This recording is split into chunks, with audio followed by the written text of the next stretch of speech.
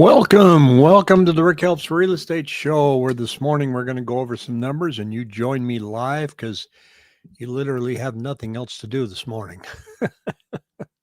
We're going to take a look at what's going on in the market and what our expectations are for the week. The Fed meets on Wednesday, I believe it is. Yeah, I think it's Wednesday. Going to give us the big surprise 0.25 rate cut. It's kind of already baked in the cake. You can see here we're down to 6.27%. And we can see here that it's in this little chart that it's moved down slightly. Comment here, it says after December, traders don't expect another Fed rate cut until April. That's interesting. Saying that, the big event on this week's calendar is Wednesday, where a 25 basis point interest rate cut's being viewed as virtual certainty.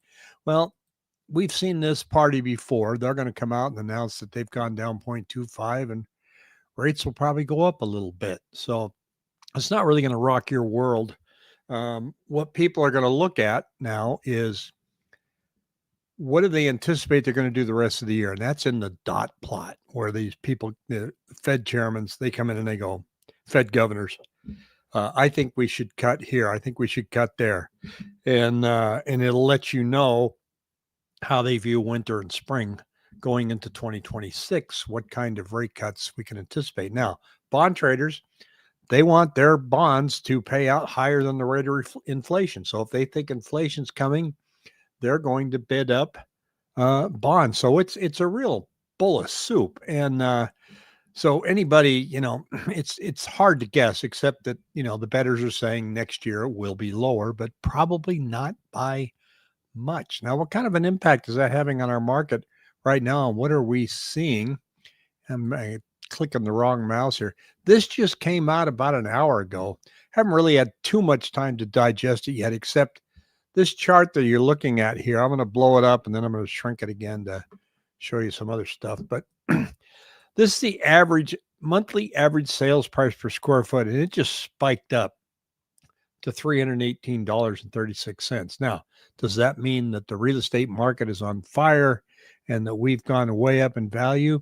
This is the monthly average sales price per square foot. And what's happening is we're getting more sales on the high end. I'm going to show you that here, and that's why it's shifted. You can see that in this chart here, market share by price range, that anything under 500,000 was in November about 59.6% of the market. And now in December, we're at 51.6. So it's dropped by 8%. Above that, from 500 to 1 million, it's gone up by 5.3, and above 1.5 million, it's gone up 2.8. So the mix of homes that are for sale have gone up. Now, what if we remove that? Well, if you remove it and you look at anything below 500,000, this is where we're at. We've been kind of flat all year. If you actually look at trends and say, okay, what if we'd have continued our trend here prior to the big run up after the pandemic or during the pandemic, where would we be? Probably right here. So a lot of people are waiting for us to come down at this spot, which would be the trend line. A lot of viewers are saying, I'm waiting for us to get down to the levels of 2019. That's a pretty tall order. That means you're going to have to come down to about here. I don't see that. Many of you do, and that's okay. And I'm glad you've tuned in anyway. Do me a favor in the chat. Tell me where you're watching from too. So that's kind of what's going on with our average sales price. And for the first week of December, the average price per square foot were $224 for homes 500,000 less, 307 for homes between 5 and 1, 642 for homes over 1.5 million. So the market in that bracket's moving pretty good because, the stock market's doing quite well. Again, it was looking kind of bleak there for a little bit. I'm moving some things around here while I'm chatting with you. So the market has taken off, and we see some improvements in the higher end, and that doesn't look like that's slowing down. See here, October and November had 43% more listings expirations. And 20% more cancellations than this time last year. This morning, as I checked, our cancellations have spiked by about 300 to 350 homes over the past 7 days based on where they were trending. We were trending about 600. Now we're 950. Holidays. They just say, take it off. I don't want people coming through my home through December. The market's looking healthier than we expected 3 months ago, according to the people at the Cromford Market Report. So it's not quite the doom and gloom that people were waiting for. Are we going to get there? It's anybody's guess. But for now, I would say it's pretty balanced market up to around the 500,000 range. Below that, buyers are finding some opportunities. Have we solved the affordability issue? Nope. Here's where we are in the Cromford Market Index. You can see that it's climbing up slightly, but notice how it did last year and the year before that. This is an index that compares supply with demand, and we have lower supply and demand has not ticked down. If I look at my 7-day moving average here that I track, you can see that we always fall off the face of the earth for holidays. The big mass here is number of new listings. The black line is number of new contracts. Both of them crashed, and now they're climbing back up. So you can expect that new contracts are going to level back up to where they were, about 2,700, but not until after Christmas. We might have 1 week where we hit it, then we're going to tank again. And so this chart tracking through the holidays is not going to tell you that much as far as predicting what January is going to look like. Although I do expect January to see a considerable amount of new listings. Why? Well, because we always do. Here's the Cromford Demand Index and Supply Index. I'll pull out my handy-dandy magnifying glass. The red line is the Demand Index, and you can see that that has been climbing for a few weeks. I'm not really seeing that much of an increase in my 7-day moving average, but there are some underlying numbers that are showing that contracts are going up. Mortgage applications are increasing. Not enough to light anybody's world on fire, but up is up. You can also see on this chart that the supply index is climbing. Now, I just showed you a chart that new listings are going down. So as this gets updated, probably for January 1st, you'll see the supply index start to come down a little bit. Active listings, again, all of this is predictable. I said back here, we're going to start seeing listings coming down. Well, because, look, if it does it every year, why would we say it's not going to happen this year? So listings are coming down because of the holidays. Here we go. Here's pending listings.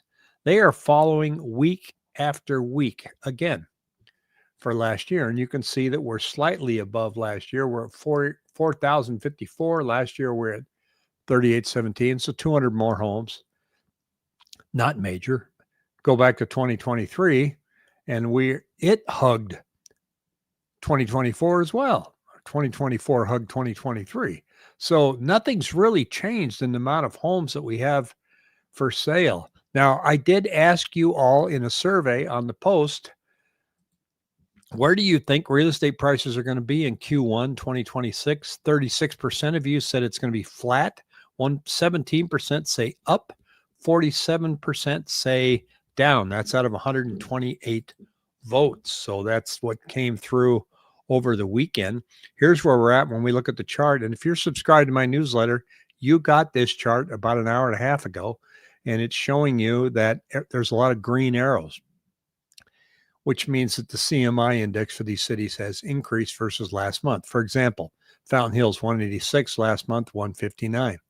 Again, this is a direct result of lower listings while sales have not plummeted. A measurement of supply and demand. So it's showing that we have quite a few now, 11 cities that are over the 100 mark, which is considered right in the middle. Anything above 100 tends to favor sellers. Chandler's doing well at 147. Gilbert was dropping quite a bit, and then they climbed out of a hole. They're up to 125 now. I think they got down to about 90 at one point just a few weeks ago. Phoenix 113, they were down in the 90s. Maricopa, not a whole lot of hope out there right now for used sellers. as we dwell in the 51.9 mark here. That's definitely a buyer's market, and we've seen that. So again, if you want to see this on a weekly basis, along with the commentary that the Cromford Market people put together, I share that with you on my Monday newsletter.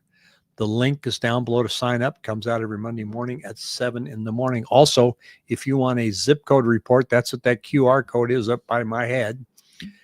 You can just fill that out, and I'll send you a zip code report. Tells you everything you want to know about your neighborhood, and also anything else you want. Once you sign up for the zip code report, if the robot comes in and says, "Hi, this is Anna," and sends you a text, you can just say, "Stop," and you won't get any more of those. I know it's kind of irritating, but it's a system that I have. But as an added bonus, when you sign up for the zip code report, I will send you 2 reports a month for the entire market. They're just called a Phoenix Market Area Report.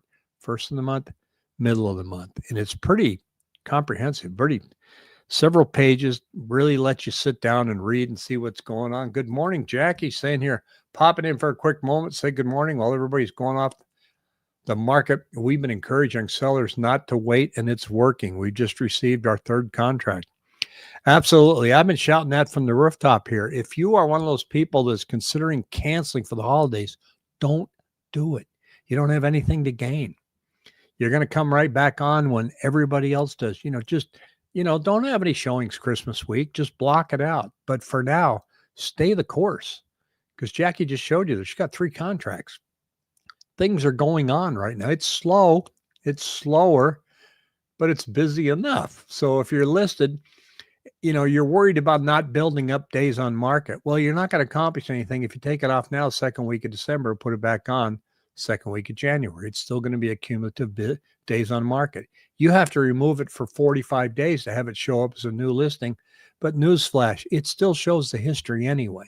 So again, you're not gaining anything. So leave it on there. One of the other little epiphanies is that buyers right now, a lot of them, they don't even want to see anything unless it's been on the market for 60 days. They want to be able to come in and pull the price down. So they go, I don't want to see anything that's listed now because that's brand new, because they're not going to budge on their price.